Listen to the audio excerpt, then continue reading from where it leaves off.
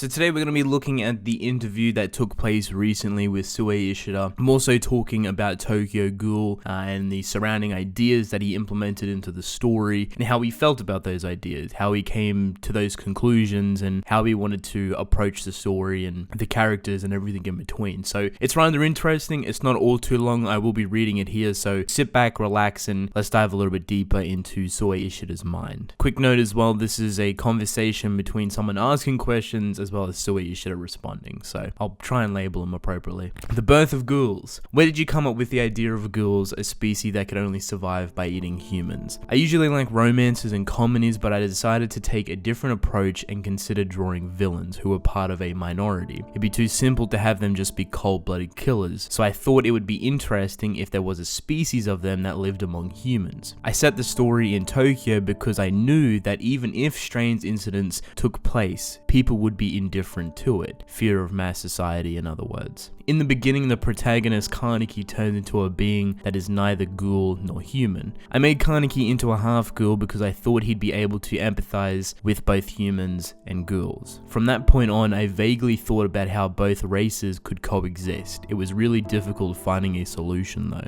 empathizing with the minority. On one hand, there are ghouls who eat humans without a second thought, and on the other hand, peaceful ghouls who don't hunt down and attack humans, but there are also scenes where human investigators seem to be cruel. Maybe there's a part of me that sympathizes with the minority. My parents moved around a lot and were Christian, so when I was a child, I felt alienated being in a family that was slightly different from everyone else's. I feel like I'm part of both the majority and the minority, so there have been many times where I've been the listener to my friends regarding topics such as religion, gender, and relationships with your parents. Makes me wonder if that's come up in my work. Kaneki is a self-insert. Kaneki is the most tragic of them all. He used to be a human, but he can only eat humans now. Kaneki was a bit of a self-insert, so he was a difficult character to write until the end. There's a scene where Yamori, the sadistic ghoul who kidnaps Kaneki, says, "All the drawbacks of this world can be explained by the affected person's insecurities in their own abilities." He says this while torturing Kaneki, and those words bind Kaneki. To be honest, there was a time when I thought like that too. Unhappy people don't put in enough effort, they're relying on their circumstances, those kind of thoughts. That's the idea of self-responsibility that's been mentioned a lot recently. But those words will drive people into a corner. I'm not drawing the manga by myself. I'm only able to do this because of the staff and the editors and the people near me who can provide advice. I'm very lucky to have that. When the series was first serialized, I was also struggling to do everything by myself, but I realized that it wasn't stylish to drown in tragedy alone. Kaneki is an irresponsible person, but in the end, he and I were both able to synchronize our thoughts. Even the enemy is warm. Kaneki always used to think this world is wrong, but at the end he came to the opposite conclusion that this world is not wrong. The conflicts in this world happen because everyone is trying to carry out their own sense of justice, but isn't it that people's individual likes and dislikes are just being substituted for Grandoi's words like, this is right, this is wrong. This world just is. That is what I wanted Kaneki to say. Were there any other scenes that you found emotional? In the issue where Kaneki and the female ghoul Toka got close to each other and made love for the first time, I spent 2 weeks drawing it without any assistance. All the dialogue was handwritten because I didn't want any typesetting in for it. For that chapter alone, I refused to let anyone touch it. In the scene where the investigator Mato Akira and the female ghoul Hinami hugged, it made me feel hope for the future considering they're supposed to be enemies. I also found that scene very emotional. One time I watched a TV documentary about a former American soldier who fought in the Vietnam War. There was a scene where he met the daughter of a Vietnam soldier he had killed himself, and they were hugging each other. What would you feel if you got to feel the warmth of your enemy? I was influenced by this documentary and I thought I would link it to my work. You can't save something by yourself. Part 1 ended in despair, whereas Part 2's bright ending was a surprise. Part 1 ending like that was meant to shock the readers. I like surprising them. I also wanted to reset this story once in order to bring Kaneki to the human investigator's side. In the end, it was Kaneki turning into the giant dragon that got humans and ghouls to work together. I was stuck on how to conclude the series until the very end. I thought about having the death of Monster Kaneki bridging the two species, but then neither I nor the readers would be left with anything. Then I might as well write a happy ending to the point that it would bother readers with lots of questions. For the last issue, I managed to draw something satisfactory. So was Kaneki able to save the world in the end? It's impossible to save the world by yourself in the first place, but if everyone can can protect their loved ones nearby, you can save a good chunk of the world, don't you think? In that sense, I think that Tokyo Ghoul is a story about deciding for yourself which choice is correct. No sequel will be drawn. How do you feel about finishing 7 years of serialization? It feels like I've been dispossessed of an evil spirit. During serialization, I felt like I'd been taken over by a different person. This happened recently, but one morning I woke up with absolutely no clue what I should do. I want to leave the parts of the story that weren't drawn up to the reader's imagination. A sequel will most likely not happen.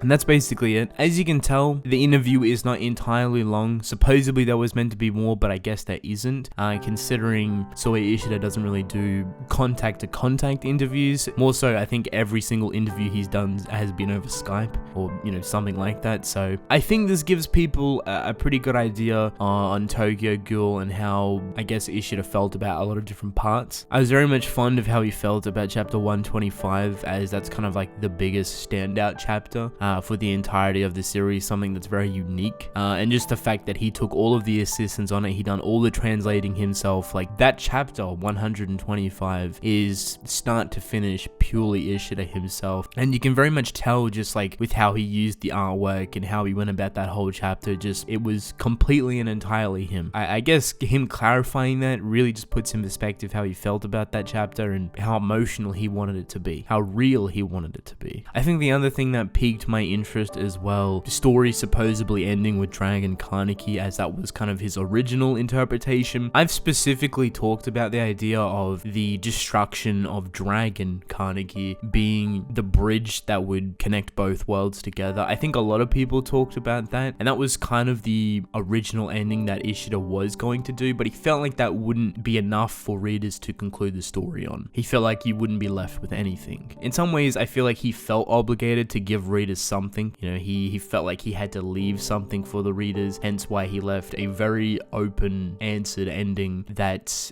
doesn't necessarily conclude his story completely, but more so the fact that you have something to kind of remember Tokyo Ghoul by, with Kaneki being alive and his child and the future of everything. So comparing that to a more emotional, conclusive ending, which would be Kaneki kind of dying in the dragon structure, Dragon being completely ripped apart and destroyed, most likely a lot of other people dying in the wake of it as well, you don't realistically have a good sense of anything to remember Tokyo Ghoul by, other than the fact that it's a tragedy, other than the fact that that ending is really conclusive and most likely really emotional. And in my personal taste, I would have loved to seen that ending. I would have loved to seen how he would have approached an ending that left us with nothing. No Kaneki, potentially not even any Toka, no big bright future, probably just the repercussions of what Dragon left in its wake, as well as, I guess, the rebirth of what Hide would bring into the story after it. Very much more so interesting for me. That is a much more conclusive ending. But now you can kind of go through the mentality of Ishida and kind of understand why he chose the ending that he wanted.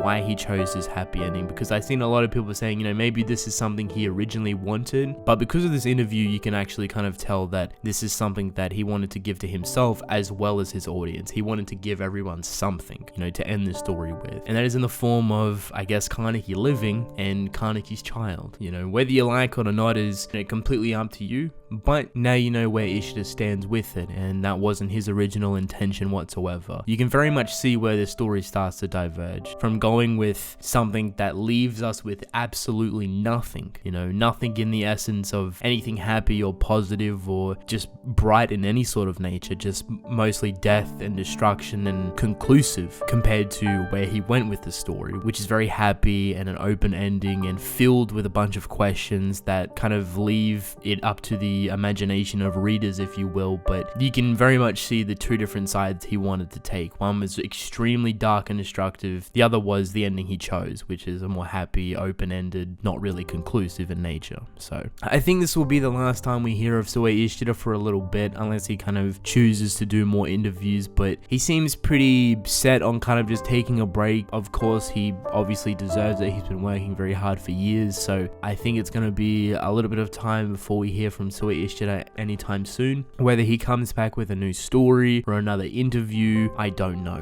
But I'm really glad we got these interviews slash inserts, whatever, that kind of help us understand who he is as a person and how he felt about Tokyo Ghoul, because he was extremely mysterious. For the longest time, we didn't know anything about him. The letter and this interview really humanized him, and it makes you realize, because at the end of the day, he is human, he's not a machine, and when you push someone to their limits at their job, at their work, which is what he was doing for so many years, just being pushed to his utmost limit, week after week after week, it takes a toll on people mentally, physically, and emotionally, and you can clearly see that it was evidently killing him. He felt like a completely different person, and it changed him a lot, as well as his relationship with people and how he felt about things, and it was very destructive for him. So it's definitely going to be quite a bit of time till we see Ishida return, and for one, I am very happy for that. You know, he gets to relax, take a break, and hopefully live life a little bit. And that's basically it. So let me know what you guys thought about the interview. But with that being said, I'm actually going to end the video off here. I hope you guys enjoyed. Don't forget to subscribe. I would greatly appreciate it. Let me know your thoughts in the comment section below, and I'll catch you guys in the next video.